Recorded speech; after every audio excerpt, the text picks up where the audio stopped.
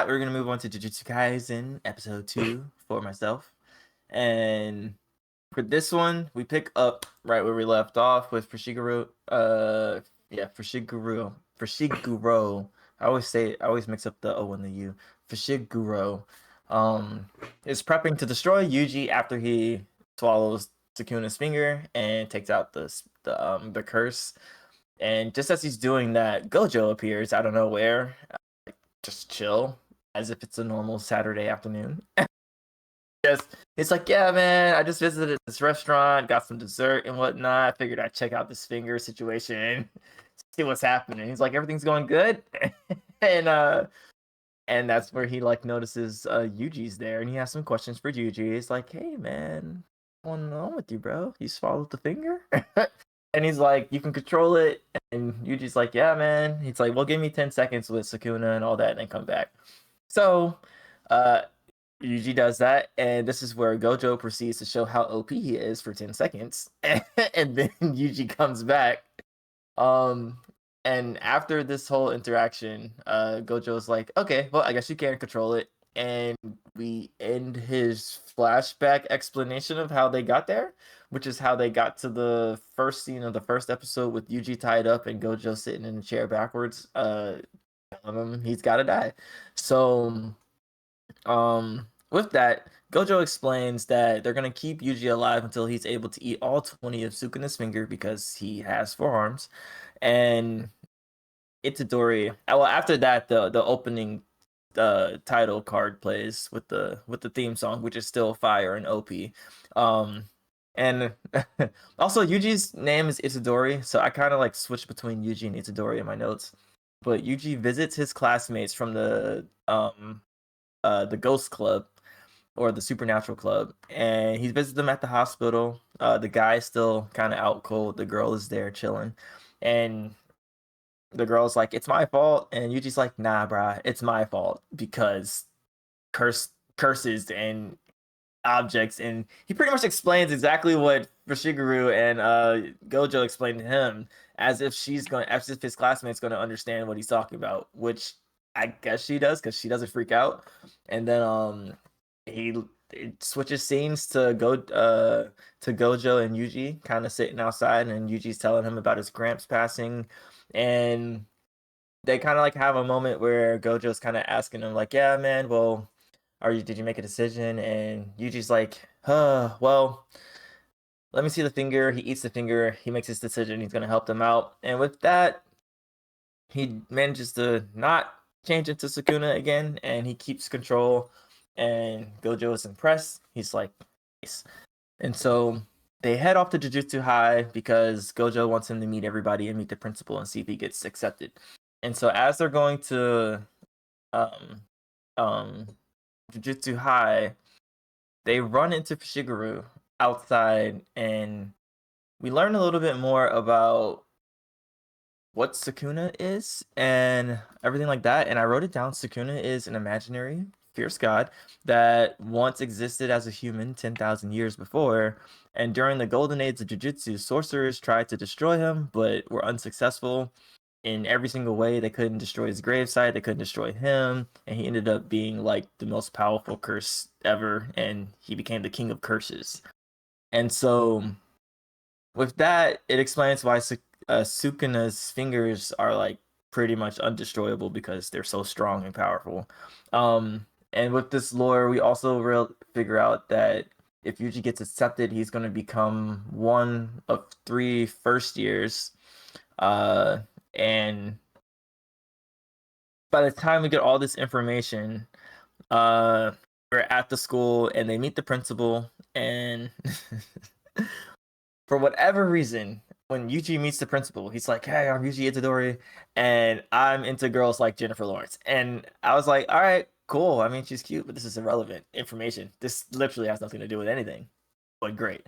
But the principal asks him a couple questions like, what are you here for? Why do you want to come to Jujutsu High? And Yuji, and like he won't let Yuji in unless he gives him an acceptable answer. So Yuji fights off the principal's dolls that are filled with his cursed energy, or that the principal put a curse inside of. And they're pretty much like having a conversation as Yuji is getting his face punched repeatedly. And I think once Yuji gives him a acceptable answer of like, I'm the only one who's able to, eat Sukuna's fingers and have the chance to destroy him. So he's like, that's why I want to do this, because I can't like live a normal life knowing that I'm the only one who can do this. The principal's like, all right, whatever, that's an acceptable answer. Take him to his dorm room. He's good. And Gojo takes him to literally the room right next door to Fushiguro, who is not happy about that in the slightest. And once he gets to this dorm room, Gojo's like, get ready, guys. We're going to go get the third and final first year. And that's where the episode ends, with us seeing the third and final first year arriving on a train. What did you think about episode 2? Episode 2 was good. Sukuna, I think, was like a curse user, kind of like everybody else. It's just that he was like way in the past and he got too powerful, and then whatever happened to him happened to him. But I don't think he was like imaginary. I think he was a real person. Yeah, well, Gojo said imaginary. That's the only reason I put it in the notes. Okay. Yeah. But other than that, it was pretty cool seeing Gojo kind of go wild for like 10 seconds. And then just have Yuji just pop back like 10 seconds later, and then him being like, okay, respect. You can actually hold it. Okay. Yeah. That was pretty funny. And then everything else I like the vibe of the school, kind of the lore that they're putting down. Even Yuji talking to the principal. The principal was weird AF, but like, especially that little doll, the little Kappa doll, I think it was. Yeah. But I mean, it was good. I liked it. Yeah. I mean, also liked it. I felt like Jujutsu Kaisen because I've seen it already, and just the whole vibe of the show. It's just a really solid show. Like they have a specific tone that they're going for, and I feel like they nail it, and it's pretty consistent throughout the entire thing. Like in hindsight, looking at it, it's pretty consistent the whole way through. So yeah, they get mad props. And I think it's Studio Mappa, I think, and they always do pretty show. Yeah. Like the animation is like gorgeous. Top tier. Yeah, but it was really good. I liked it. Yeah. Also, just to go back, when he did say imaginary, he was talking about like an imaginary fierce like god, like a pseudo god. Oh, okay. I'm with you. But he said he was a human that existed. You know what I'm saying? Like he was just saying like afterwards he just kind of like a yeah. All right. Yeah. I'm not sure sometimes between the sub and the dub like what changes, because it's always okay. How are they going to translate a certain thing? Oh, that way. Yeah. Okay. Yeah. Bonito flex. Yeah. But it was pretty cool. I liked it. Mm-hmm. So, we do learn that I did forget to say this, but in the lore sheet that I wrote down also about the schools, they only have 2 Jujutsu schools in the nation, and then the schools are like the pillars of the Jujutsu world, because the students that have graduated still come back and use it as like a base of operations after graduation. So that is important to know for later on. So yeah, but I think that's about all for like any major lore that was dropped. Yeah, and I also did like the scene with Gojo and Yuji and the when he's basically cremating his grandfather, and he's like, yeah, I'm sorry to do it right now when you're mourning. And then Yuji's just like, yeah, okay. I'm fine, I guess. So yeah, I don't know. That was cool. They're both just some chill dudes, man. They're just chill guys. That's it. Also, this is the first time we get to see the ending, which is nice. This ending, I guess, sequence was pretty cool. It's what is it? It's Lost in Paradise featuring Aklo. Great. Yeah. Top tier. It is so good. Like the animation that happens during the outro is just like nice. It's basically like the Bruno Mars music video, but with all of the main characters like coming through, and it's pretty nice. Especially Gojo. Gojo definitely has like the little Bruno Mars thing going on. Yeah. But My friend, he when we went to Katsucon, he actually cosplayed as Gojo from that scene. It was great. It was perfect actually. Yeah. I was like, yeah. Yeah. It was great. Yeah. So So that yeah.